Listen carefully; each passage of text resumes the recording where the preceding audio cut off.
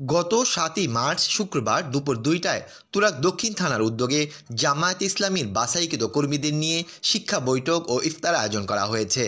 তুরাগ দক্ষিণ থানার সভাপতি ৫২ নং ওয়ার্ড কাউন্সিলর পদপ্রার্থী জনাব আবু বকর সিদ্দিকের সভাপতিত্বে অনুষ্ঠানে প্রধান অতিথি হিসাবে উপস্থিত ছিলেন জামায়াত ইসলামীর উত্তরা পশ্চিম জোনের সহ পরিচালক জনাব মাহবুব আলম মুকুল। অনুষ্ঠানে বিশেষ অতিথি হিসাবে উপস্থিত ছিলেন জাতীয় মুক্তিযোদ্ধা পরিষদের সভাপতি জনাব বীর মুক্তিযোদ্ধা ইঞ্জিনিয়ার মুসলিম উদ্দিন, তুরাগ দক্ষিণ থানার সাধারণ সম্পাদক মোহাম্মদ আহসান হাবিব।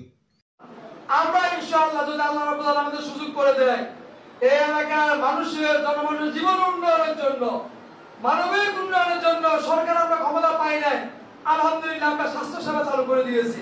কিন্তু এই ওয়ার্ডের মধ্যে একটা স্বাস্থ্য সেবার মতো একটা সরকারি হাসপাতালও নাই। রাস্তাঘাটের অবস্থা খারাপ, এরপর হলো পানি নিষ্কাশন অবস্থা ভালো না, অধিক জলাবদ্ধতা, প্রাকৃতিক জলাবদ্ধতা, কোনো জলাবদ্ধতা দূর হইতেছে না। এগুলো পরিবর্তনের জন্য এবং ইমাম মুয়াজ্জিন যারা আছেন এদের পরিবর্তন করার জন্য আরো কি কি কাজ করা যায়।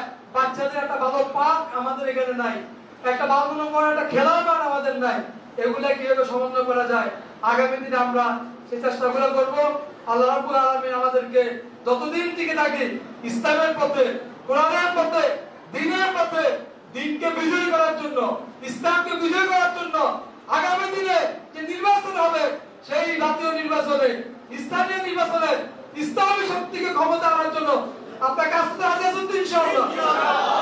যারা রাজি আছেন হাত তুলে। আল্লাহ রাব্বুল আলামিন